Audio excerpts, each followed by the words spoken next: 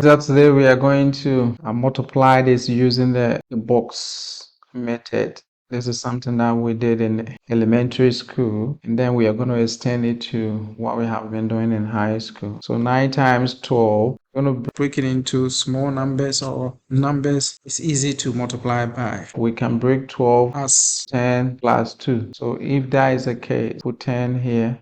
Then we put it here. Then 9 times 10, which is much easy, comes 90. And then 9 times 2, which is 18. And then after that, you combine this together. That will give you 108. You can also break it down to say 5, 4, and 3. So 9 times 5, which is 45. And 9 times 4, which is 36.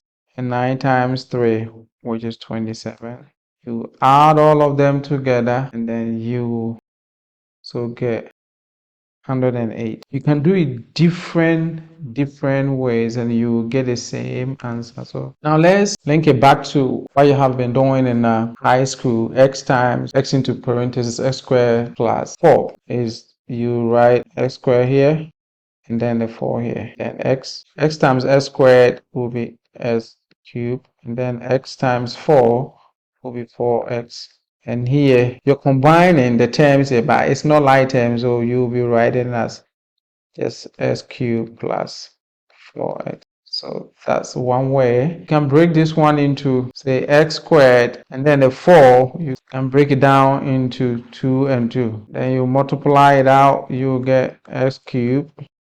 Then you multiply this one, you get 2x, and you get another 2x. Then you put all together, since these two are like terms, you get back to x cubed plus 4x.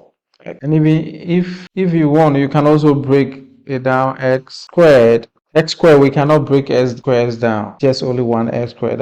But the 4, you can break it down to be 3 and 1. Then when you multiply it out, you get your x cube, and then 3x, and then 1x.